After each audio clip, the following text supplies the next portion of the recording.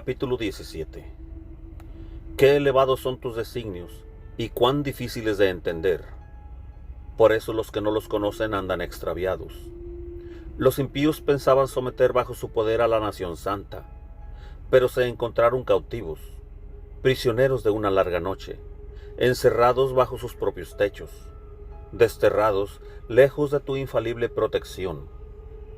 Pensaban esconderse junto con sus pecados bajo el velo del olvido, pero fueron dispersados, sometidos a terribles horrores, aterrorizados por fantasmas. Los escondrijos donde se refugiaron no los pusieron al abrigo del miedo.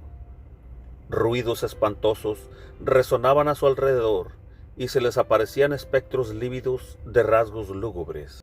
Ningún fuego podía alumbrarles, y el brillante resplandor de las estrellas no se atrevía a traspasar esa sombría noche.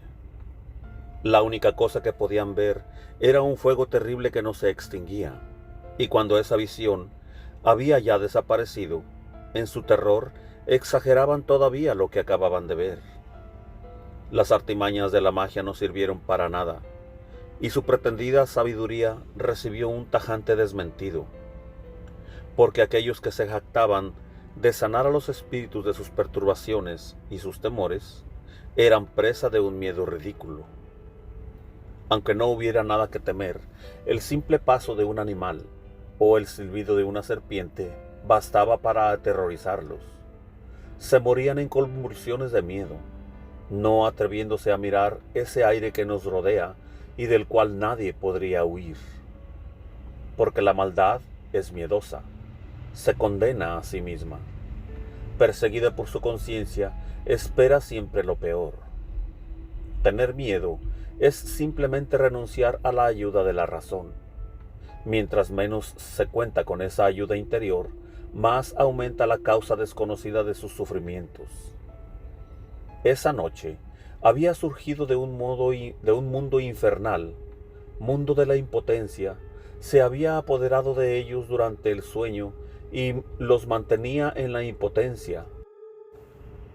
A lo largo de toda esa noche, se veían perseguidos por espectros y permanecían clavados en su sitio. Un miedo horrible y súbito los embargaba. Cada uno permanecía donde había caído, inmovilizado en esa prisión sin grillos. Fuera labrador, pastor o trabajador solitario, cada uno había sido tomado de improviso, sin poder resistir. Una misma oscuridad los mantenía a todos encadenados. Todo los llenaba de terror y los paralizaba. El murmullo de la brisa, el gorjeo de un pajarito entre las ramas, o el ruido regular de una cascada, o el estruendo de un desmoronamiento de piedra en una pendiente, o la carrera invisible de animales saltando, o aún el aullido de las fieras salvajes y el eco retumbante en las gargantas de las montañas. El resto del mundo disfrutaba de una brillante luz sin que nada le impidiera realizar sus trabajos. Sobre ellos, en cambio, pesaba una abrumadora noche, imagen de las tinieblas que les tocarían en suerte un día. ¿No eran en sí mismos más pesados que las tinieblas?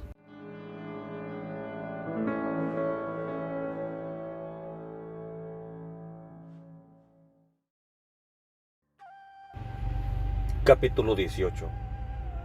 Para tus santos, sin embargo, resplandecía la luz.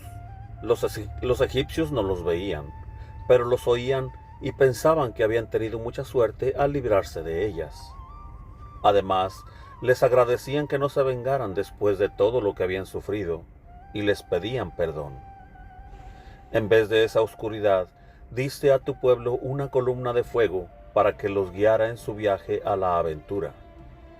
Su gloriosa migración se iba pues a hacer bajo un sol que no los quemaría. Los egipcios merecieron esa privación de la luz, esas tinieblas que los aprisionaban. ¿No habían ellos acaso retenido cautivos a tus hijos que debían llevar al mundo la luz inapagable de tu ley? Quisieron exterminar a los recién nacidos del pueblo santo. Moisés fue el único que se salvó entre los que eran abandonados, para castigarlos hiciste perecer a un gran número de ellos. Luego los ahogaste a todos juntos en el mar impetuoso. Esa noche había sido anunciada a nuestros padres para que supieran después valorar tus promesas y depositaran en ellas su confianza. Tu pueblo, pues, aguardaba el momento en que los justos serían salvados y sus enemigos arruinados. Al castigar a nuestros adversarios, cubriste de gloria a tus elegidos, es decir, a nosotros mismos. Tus santos hijos, la raza de los buenos, ofrecieron pues en secreto el sacrificio y se comprometieron a observar esa ley divina. El pueblo seguiría siendo solidario tanto en los éxitos como en los peligros, después de lo cual entonaron los cantos de sus padres. En ese mismo momento le hacían eco los clamores confusos de sus enemigos, junto con los gritos lastimeros de los que lloraban a sus hijos. Una misma sentencia había castigado al servidor y a su patrón. El hombre del pueblo sufría lo mismo que el rey. Lloraban a sus innumerables muertos, derribados todos por una misma muerte. Los vivos no daban abasto para enterrarlos. A flor y nata de esa raza había perecido en un instante. En un primer momento se habían negado a creer, engañados por sus magos. Pero después de la muerte de sus primogénitos, reconocieron que este pueblo era hijo de Dios. Cuando todo estaba tranquilo, en medio del silencio, y había transcurrido la mitad de la noche, tu palabra omnipotente se lanzó desde lo alto de los cielos, donde está junto a tu trono real, y se precipitó como un guerrero furioso sobre el país condenado al exterminio. Llevaba como espada acerada tu irrevocable decisión. Tocaba el cielo y pisaba la tierra. Cuando golpeaba esparcía la muerte por todas partes. De repente se sintieron perturbados por apariciones y horribles pesadillas. Un terror indecible se apoderó de ellos. Cuando caían agonizando en cualquier parte, sabían decir por qué morían. Porque habían sido informados por los sueños de los que habían perturbado. No debían sucumbir sin saber por qué tenían que sufrir. Es cierto que los justos también experimentaron la muerte. El flagelo alcanzó a muchos de ellos en el desierto, pero la cólera de Dios no duró tanto.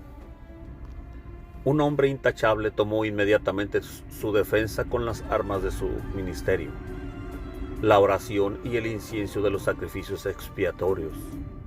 Así enfrentó a tu cólera, Señor, y puso fin a su prueba. Vieron entonces que era tu servidor. Puso fin a tu resentimiento no con la fuerza física o la eficacia de las armas, sino con su palabra. Le recordó al exterminador las promesas y las alianzas pactadas antiguamente con nuestros padres. Cuando se interpuso, los muertos ya se apilaban. Puso fin a la cólera y le cerró el camino hacia los vivos. Todo el mundo estaba representado en su larga túnica. En las 4 hileras de piedras preciosas llevaba los nombres gloriosos de nuestros padres, y en su cabeza la diadema de tu majestad. Al verlo el exterminador retrocedió y tuvo miedo. Había bastado con este anticipo de tu cólera.